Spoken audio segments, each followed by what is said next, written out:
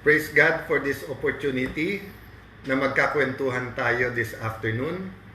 So far po, kamusta ang inyong weekend, Facebook family? So it's been an action-packed week. Nagsimula po nung Sunday, prayers, meeting with many senators. We went to sleep just expecting a ordinary day ng Monday.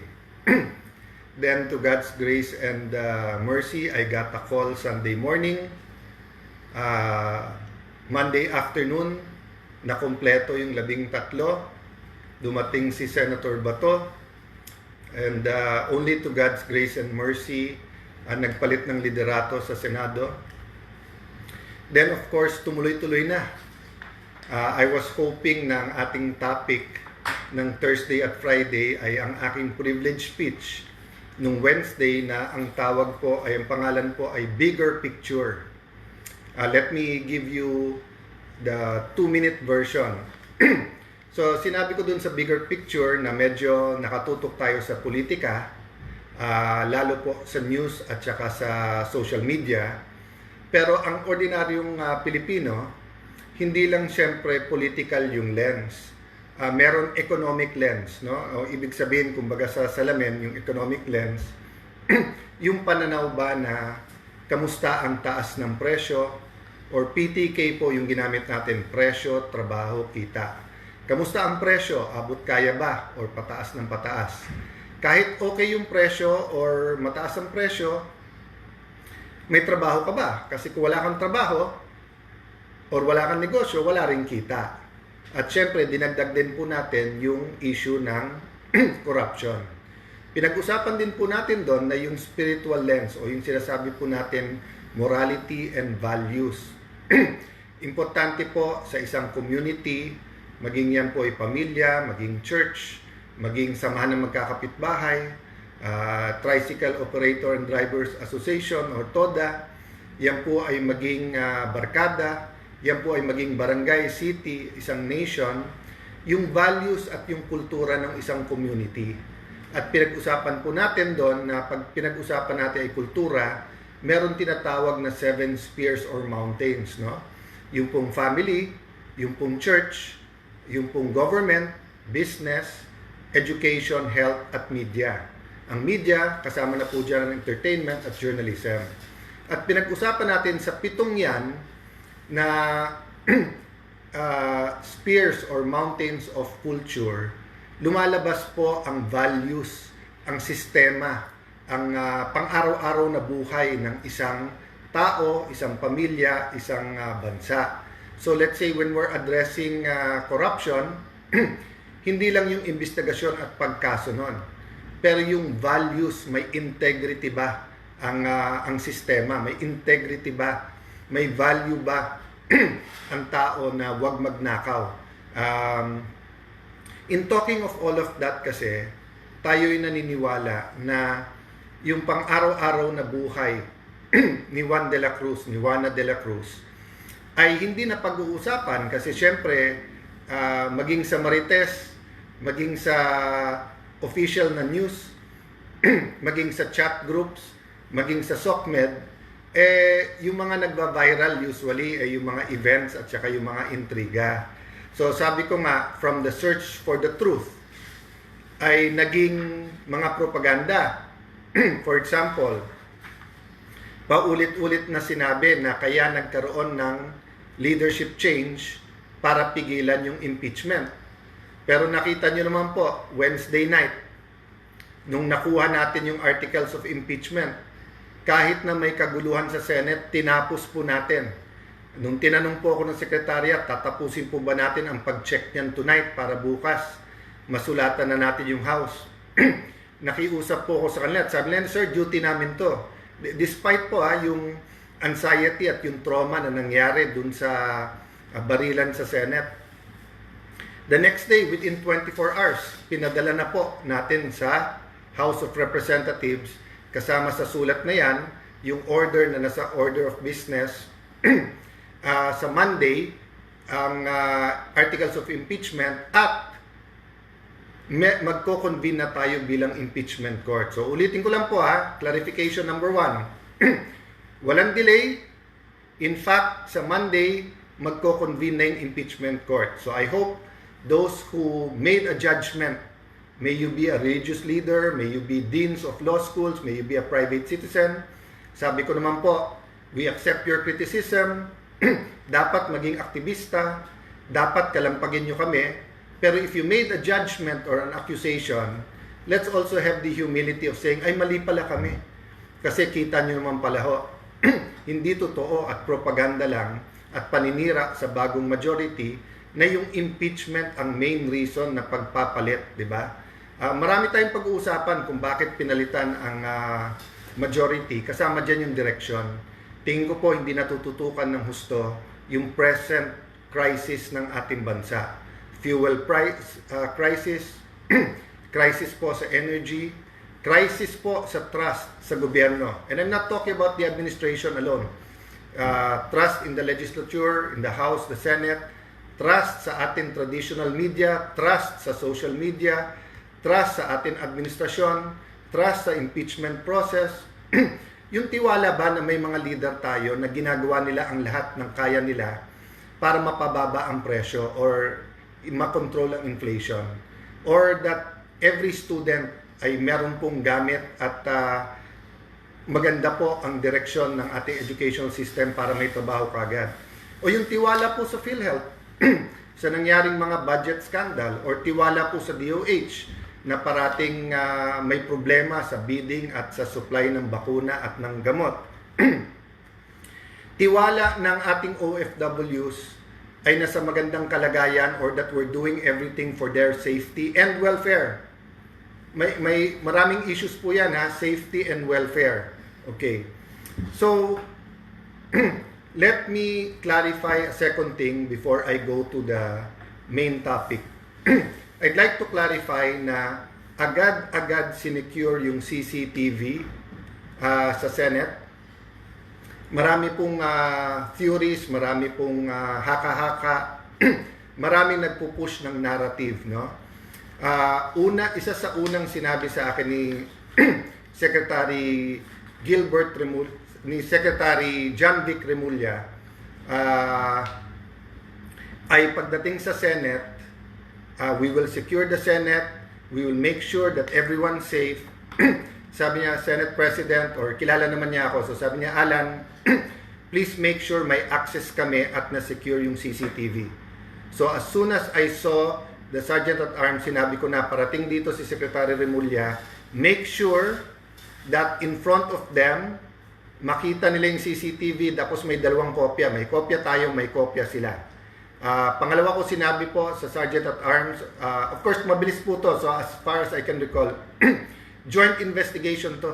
Kailangan full transparency. Hindi pwede natin sabihin jurisdiction natin to, so tayo lang mag-iimbestiga. Klarong-klaro po yon na sinabi natin na to be transparent at naibigay ka agad to sa PNP at DILG. So sa lahat ng humihingi ng kopya, maging sa Office of the Ombudsman, maging sa NBI, I'll sort out the technicalities at legal later on kasi even yung sinabi ko kahapon na kung sinususpindi nyo ang aming Sergeant of Arms, I have to wait for the memo ng aming legal and to ask the other senators kasi may legal issue dyan. But ang sabi ko, to be fair, tandaan nyo na sa investigasyon, napaka-importante yung impartial. Kung walang credibility yung investigasyon, bali wala investigasyon. So, paano mag-iimbestiga ang NBI kung sila mismo ang iniimbestigahan? Diba? Tandaan nyo po, paulit-ulit sinabi sa amin na wala sila sa aming premises at wala sila sa GSIS. Nangako din ang NBI na bibigyan kami ng kopya ng warrant at hindi naman kami binigyan ng kopya. So, hindi pa namin nakikita yung warrant. So, paano nila sasabihin sa amin na dapat ay dinetain namin si Senator Bato? Even assuming that we had the power to detain him. Number 3, they promised us an investigation dun sa mga nakipaghabulan na agents nila nung Monday. Hanggang ngayon, wala yon. But idadagdag ko lang yesterday, sinabi po ni ng DOJ Secretary na alam nila ang pagkilos ng NBI nung Monday at Wednesday. So of course, that's the first time I heard na alam ng DOJ yung pagkilos. Then they announced mag-iimbestiga sila. Baliktad ata, you should be part of those being investigated. Kasi iniimbestigahan nga yung ginawa ng NBI. So kung alam nyo, ba't hindi kayo nagsalita? So, hindi yan ang topic ko ngayon hapon, but eto lang iwanan ko sa inyo. If you wanna be the good guys, or you wanna be the bida, hindi pwedeng ikaw ay kontrabida. Okay? So, klaro yon. Hindi pwedeng sasabihin mo, mag-iimbestiga para malaman ang katotohanan, tapos ikaw pala yung dapat imbestigahan. That's precisely why I allowed the DILG and PNP, kasi hindi naman pwedeng Senate lang ang mag-iimbestiga. Dapat malaman din nila. But, one point lang, no, may napanood ako, I hope that wasn't AI. I know that reporter or news anchor sa isang radio station, tinanong niya si General Aberin, isang kilalang general with integrity na sa labas, tinanong na, "Sir, kung ito ay isang residence at may warrant of arrest ka, sigurado pinasok nyo na yung residence na yon." Hindi nga department ng gobyerno ang Senado. Ito ay isang branch of government. There are 3 branches of government: executive, legislative, and judicial. Sige nga, subukan nyo na armado kayo, pumunta kayo sa DOJ, tapos paalisin kayo ng Lunes. Sabihin nyo, wala kayong agent doon. Balikan nyo ng Wednesday na meron kayo, tactical gear kayo at may dala kayong mahabang barel. Tignan po natin kung masaserve nyo basta doon sa loob o kung yung marshals nila ay kikilos. Or pumunta kayo ng Malacanang. Huwag nyo na sabihin presidente, sabihin nyo may isang official sa Malacanang na magsaserve kayo ng warrant. Sa Malacanang gawin, hindi kayo mag-coordinate sa Office of the Executive Secretary or sa PSG. Tignan natin kung hindi magkaputukan doon o hindi magkaroon ng warning shot, di ba? So, let's not confuse the public. Di ba? So, kung halimbawa yung isang senador who should act like an ordinary citizen, let's say, umorder ng pansit, yung uunahan niya sa restaurant or sa kalenderya ang isang ordinary citizen, yun, valid sabihin yun na porque senador ka, uunahin ka.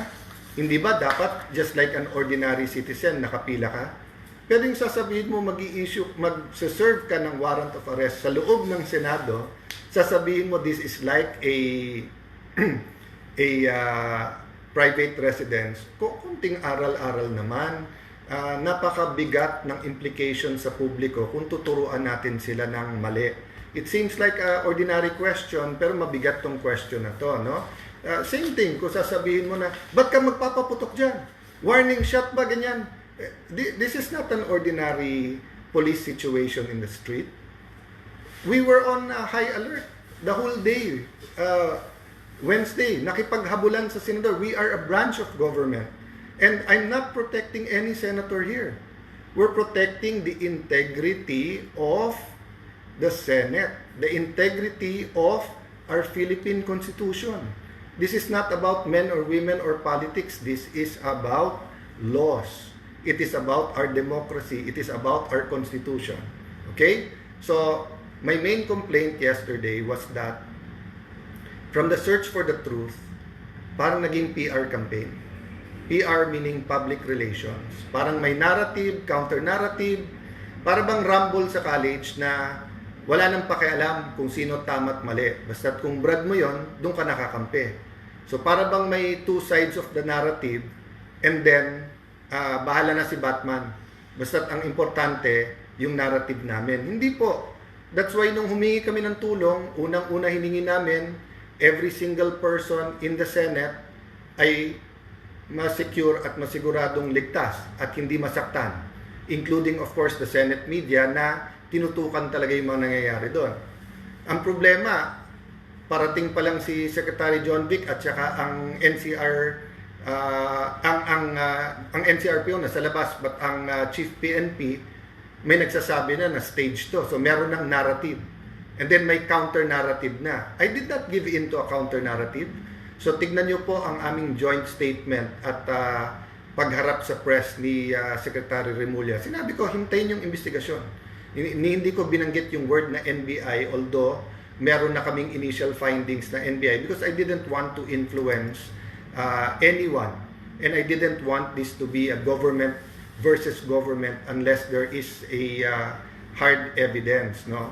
So, if the past few days we've seen PR campaigns, public relation campaigns, let me talk to you this afternoon or this evening about a different PR campaign.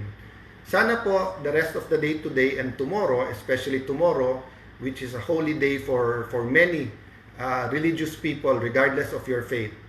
Ang PR campaign na aking pong propose ay Prayer and Reflection Campaign. Prayer and Reflection Campaign. So let me start with prayer. May mawawala ba ho if as a nation we pray? So, unang-unang prayer, di ba? To submit to God. God, we're imperfect. God, this is your country. God, this is your people. This is your government. This is your Senate. So, kung anong gusto natin idain? Lord, this is your people. Maraming gutom. Lord, in a quick 2 months, third month, nung gera sa Middle East between Iran, Israel, and the US, ang laking nagbago sa mga negosyo, sa kabuhayan, sa presyo ng pagkain. Lord, optimistic ang aming future nung una, pero ba't biglang nag-away-away ang gobyerno at ngayon, who's in charge? Diba? I mean, I'm talking from the local level and I'm talking about religious leaders, business leaders, student leaders, leaders in media, leaders in government. Parang ang gulo-gulo. So, one point lang about prayer. Some people believe, and I'm equally guilty of that when you pray, you're talking to God. Part of prayer is meditating on His Word and receiving His answer. His answer can come but through calmness and quiet. His answer can call through circumstance. His answer is in His Word. His answer can come from visions. Diba? Ang point ko lang po, hindi to parang, Mami, Daddy, gusto ko ng kotse. Mami, Daddy, gutom na ako, kain tayo sa labas. Hindi po ganun eh. Papa, Mama, Mother's Day, kain tayo sa labas. Yes or no? Hindi po. You have to be still and quiet and also listen. Why reflect? So, I've gotten very good compliments. I've also read very unreasonable demands, including sa resignation ko. But let me ask you, may mawawala bang I'll reflect on it? May mawawala ba I'll look back last Sunday, Monday, Tuesday, lalo na Wednesday, what happened? Could I have done better? Did I do my best? Was I there for other people? Am I fully protecting the institution, or was I also a little bit political?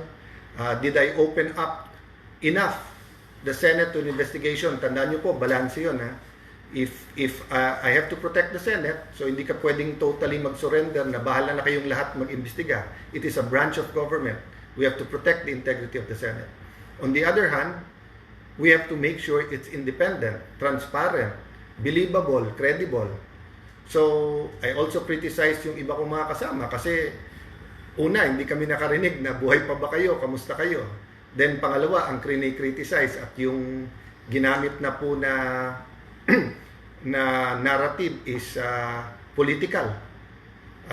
Having said that, may mawawala ba for me to check tama ba yung mga sinabi ko about them? If I were in their position, ano bang iisipin ko, di ba? So, when we reflect, we have to start with ourselves. Ang daling mag-reflect sa iba. Madaling mag-reflect sa kalaban mo, sa kabilang grupo, sa maling ginawa ng executive, maling ginawa ng... but what about yourself? No? So, I'll be doing that. Yes, I'll be meeting some senators. I'll be preparing for Monday. We'll be doing a lot of things. I'll have a little bit of a family time. I'll try to get some rest. Medyo, alam nyo, pagod, konting acid. I've been having, medyo dry din Mouth, I think because nga, pagka may antihistamine, aside from anti-asthma, pag natutulog, nakaka-dry din ng mouth. So, there's many things. We're all human, di ba? But we're all created in God's image and nature. And I want to read this verse, 3 John 1:4. I have no greater joy than to hear that my children are walking in truth. Napakagandang verse, di ba? Sabi niya, I have no greater joy than to hear that my children are walking in truth. So hindi sinabi dito, I have no greater joy than to hear the Soto group being the majority in the Senate. Hindi sinabi dito, I have no greater joy than Cayetano replacing Soto. Hindi nakalagay dito that I have joy na tama ang DILG or tama ang DOJ or Ombudsman. Ang nakalagay dito, I have no greater joy than my children. And I do believe all of us have the right to be His children. Of course, we have to believe. And sabi that, are walking in truth. So, hindi lang believing in truth, hindi lang seeking truth, but walking in truth. So, babalik ako sa prayer. Let's all pray for truth. Diba? Kasi pag may for example ang isang addict, naniniwala siyang hindi siya addict, hindi siya gagaling. So, let's say addict sa alak. So, ang inisip usually ng addict sa alak, kung 2 bote lang, 2 shot, kaya ko yan. Diba? Or addict sa sugal. Kung magtotongits lang naman ako ng tanghali, magkakasino lang ako mamayang gabi, mag-online gaming lang ako in between, hindi naman ako addict. So, if you do not start with the truth, you cannot address the problem. So, ganun din po. If the Senate will think that the problem is the majority, if ibebenta nila, impeachment lang to, yan lang ang without saying na, sandali lang, how have we dealt with corruption issues? Have we done enough to really address it? How have we dealt with prices, with inflation, prices of food, productivity ng ating farmers, with flood control? Hindi lang yung flood control investigation, tag-ulan na. Kita nyo, konting ulan, may bumabaha na. So, we have to reflect on so many things, di ba? Dati, leader tayo sa education. Totoo ba na last year, naunahan pa tayo ng Cambodia sa tourism? Paano kabuhayan ng ating mga kababayan? Let me give you one point.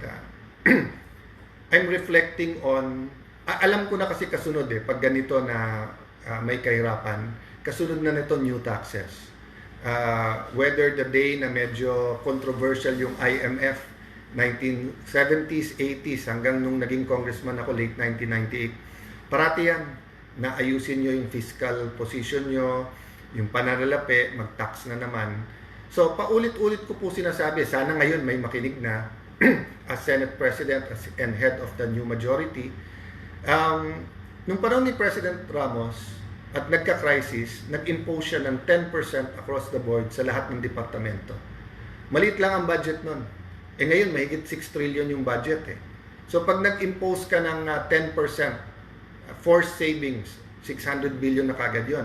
Kahit imperfect, sabihin natin, some departments 5%, some 7, some 10, some 12. Sa 5%, 300 billion yun. Baka naman hindi natin kailangan ng taxes. Or baka kailangan, pero as the new Senate President, at least while I'm there, ipakita nyo muna na lahat ng luho at lahat ng hindi kailangan sa gobyerno na isang tabi at magagamit natin sa tama. Okay? I will recognize whatever the administration has done or is doing, di ba? But there's so much we can do. And we're only talking about the 2026 budget. Tandaan nyo, may pera pa from the 2025 budget. O yung ibang nirealign for the crisis, ma-report kung nasaan yan. So just an example, no, that as I reflect, diba? So I also have to reflect kasi kung what we're going to do today, what we're going to do tomorrow, what will next week, next month, next year look to each and every Filipino. So guys, thank you for spending time with me today. Ulitin-ulit yung verse. Sabi ng Panginoon, I have no greater joy than to hear that my children are walking in truth. So sana po, magkalaban man tayo sa politika, magkaiba man ang opinion natin, we can start looking at each other as lahat anak ng Diyos. Just because we have different ideas, we don't have to call each other evil, di ba? Or call each other names. There is evil. There is evil in our society, di ba?